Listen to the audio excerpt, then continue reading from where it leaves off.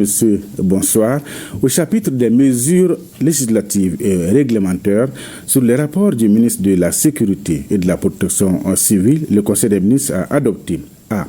Un projet de décret portant institution et réglementation de la carte nationale d'identité biométrique. B. Un projet de décret portant institution du passeport national. En vue d'assurer la libre circulation des personnes dans le contexte sécuritaire du Sahel, les chefs d'État des pays membres de la Confédération des États du Sahel ont décidé de l'harmonisation des spécifications techniques des documents de voyage et d'identité dans l'espace confédéral. À la suite de la validation des spécifications techniques harmonisées par les ministres chargés de la sécurité du Burkina Faso, du Mali et du Niger le 22 novembre 2024 à Bamako, le président de la Confédération des États du Sahel a institué par décision en date du 18 avril 2025 un document de voyage de la Confédération des États du Sahel dénommé e-passeport AES et une carte d'identité de la Confédération des États du Sahel dénommée carte d'identité biométrique AES. Les documents de voyage et d'identité AES sont conformes aux normes de l'Organisation de l'aviation civile internationale en matière de documents d'identité et de voyage. L'harmonisation des spécifications techniques des documents de voyage et d'identité permet de prendre en compte dans le contrat de concession qui sera conclu pour la fabrication du passeport et de la carte d'identité nationale les éléments graphiques liés à la Confédération AES. Les projets de décret adoptés permettront de mettre des documents de voyage et d'identité sécurisés à la disposition des populations en vue d'améliorer le contrôle de la libre circulation des personnes et d'assurer une meilleure traçabilité des mouvements des populations. 2. Sur les rapports du ministre des Affaires étrangères et de la coopération internationale, le Conseil des ministres a adopté des projets de texte relatifs à la ratification de l'accord de prêt signé à Bamako le 20 février 2023 entre le gouvernement de la République du Mali et le Fonds africain de développement relatif au financement de la phase 2 du programme de renforcement de la résilience à l'insécurité alimentaire et nutritionnelle au Sahel. Par cet accord, le Fonds africain de développement consent au gouvernement de la République du Mali un prêt d'un montant de 25 millions d'unités de compte, soit 21 milliards 340 millions 500 000 francs CFA environ. La mise en œuvre du programme objet du présent financement permettra d'accroître durablement les revenus tirés des chaînes de valeur agro-silvo-pastorales et halieutiques, de renforcer les capacités adaptatives des populations par une meilleure maîtrise des risques climatiques et de contribuer à l'atténuation des effets du changement climatique. 3. Sur les rapports du ministre de l'Urbanisme, de l'Habitat, des Domaines, de l'Aménagement du territoire et de la population, le Conseil des ministres a adopté des projets de décret portant affectation au ministère des Transports et des Infrastructures des parcelles de terrain, objet des titres fonciers, numéro 10 342 du cercle de Caille, numéro 1309 du cercle de Sikasso, numéro 209 du cercle de Ségou, numéro 341 du cercle de Tombouctou et numéro 2612 du cercle de Gao. Les parcelles de terrain de superficie respectives de 31 ar, 98 centiares 6 à Caille, 78 ar, 48 centiares 6 à Sikasso, de 11 ar, 49 centiares 6 à Ségou, de 44 ar, 54 centiares 6 à Tombouctou et de 1 hectare, 17 ar, 99 centiares 6 à Gao abritent les services de l'Institut géographique du Mali. Au chapitre des mesures individuelles, le Conseil des ministres a procédé à des nominations. La liste nominative des intéressés est disponible sur le site web du secrétariat général du gouvernement www.sdg-mali.ml et dans le journal L'Essor. Au chapitre des communications, 1. Sur le rapport du ministre du Travail, de la fonction publique et du dialogue social, le Conseil des ministres a pris acte d'une communication écrite relative au document de politique nationale de sécurité et santé au travail et son plan d'action 2025-2029. La sécurité et santé au travail est considérée comme un droit humain fondamental, un facteur d'amélioration des conditions de travail permettant de stimuler la compétitivité des entreprises et celle de l'économie nationale. Pour faire face aux défis de la sécurité et santé au travail, le gouvernement a adopté dès les premières années de notre accession à l'indépendance la loi numéro 62-67/ANRM du 9 août 1962 portant Code du travail en République du Mali et la loi numéro 62-68/ANRM du 9 août 1962 portant Code de prévoyance sociale en République du Mali. L'application de ces textes a permis de réduire le taux des accidents du travail et maladies professionnelles et d'améliorer leur prise en charge. Cependant, plusieurs facteurs, dont les progrès technologiques, ont progressivement transformé le monde du travail en favorisant l'émergence de nouveaux risques tout en cristallisant les risques existants. Pour renforcer la prévention des risques professionnels et améliorer les cadres juridiques de la protection des travailleurs, le gouvernement a adopté plusieurs autres textes législatifs et ratifié la Convention numéro 155 de l'Organisation internationale du travail sur la sécurité et santé au travail et le protocole 2002 relatif à la dite convention qui fait obligation à chaque État partie d'élaborer une politique nationale de sécurité et santé au travail.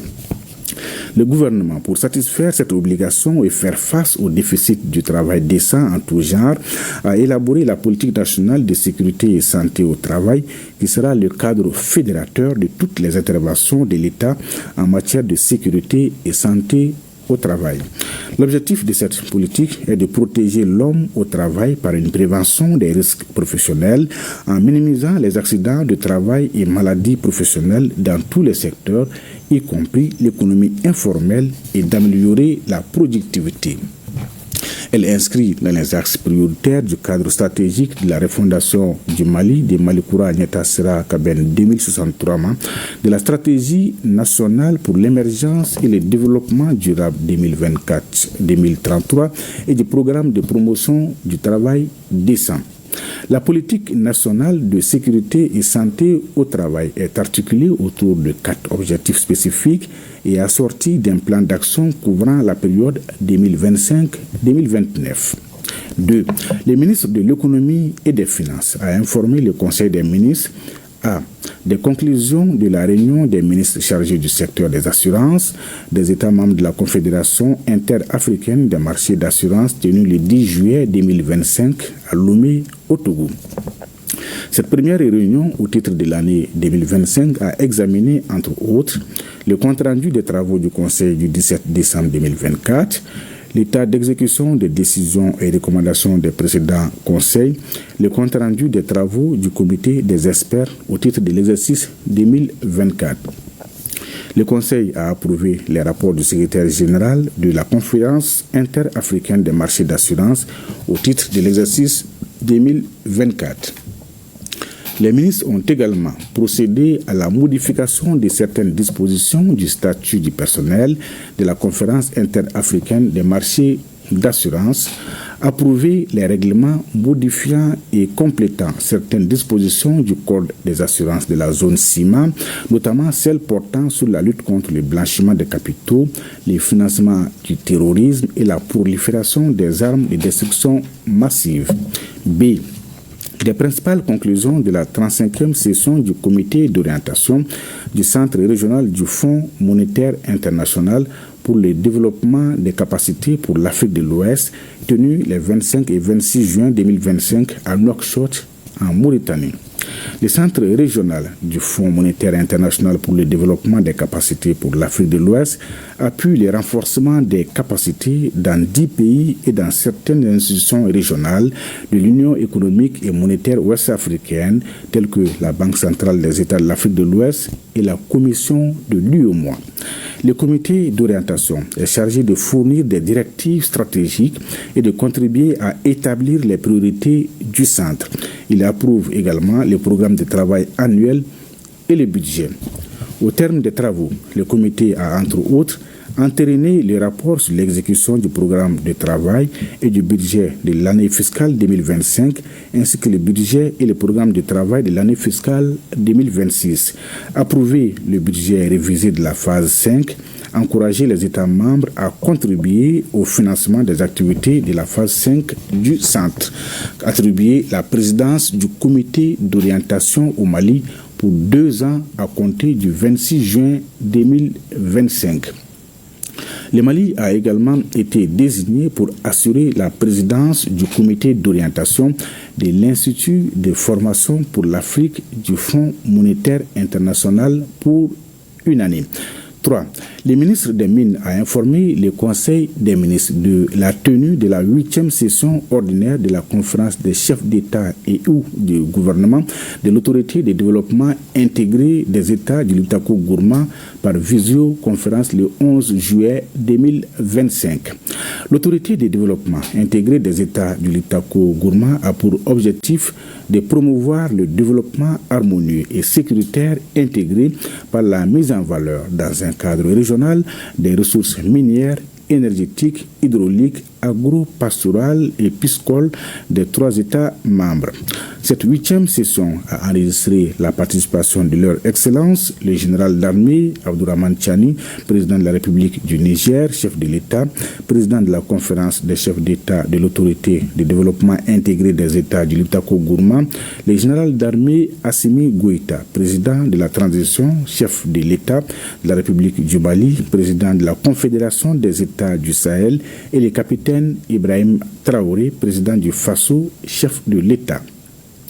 L'ordre du jour de cette session portait principalement sur la question de l'ancrage de l'autorité de développement intégré des États du Liptako-Gourma dans l'architecture institutionnelle de la Confédération AES. La Confédération des chefs d'État, après avoir pris connaissance du rapport sur l'état des lieux de l'autorité de développement intégré des États du Liptako-Gourma et de celui de la 13e session extraordinaire du Conseil des ministres tenu à Bamako le 24 mai 2025, a pris d'importantes décisions, notamment la transformation de l'autorité de développement intégré de ces États du Liptako-Gourma en agence d'exécution des projets et programmes de développement selon les orientations et sous la conduite du Conseil des ministres de la Confédération, la réalisation d'un audit de l'autorité de développement intégré des États du Liptako-Gourma, la nomination pour une durée de 6 mois d'un administrateur provisoire chargé de conduire cette transformation sous les directives du Conseil des ministres. Au cours de la conférence, le président de la transition, chef de l'État, a affirmé que la transformation de l'autorité de développement intégré des États du Liptako-Gourma en agence d'exécution permettra à la Confédération des États du Sahel de contrôler la conception, le financement et la réalisation des projets et programmes dans l'espace confédéral. 4. Le ministre de la Santé et du Développement social a informé le Conseil des ministres de la situation épidémiologique du pays, marquée notamment par une stagnation du nombre de cas confirmés de dengue comparé à celui de la semaine écoulée. Le président de la transition, chef de l'État, a cependant appelé la population au respect strict des mesures de prévention et de lutte contre les maladies. Voilà, Khadija, tu connais ce qu'il fallait retenir du communiqué du Conseil des ministres de ce mercredi. Merci.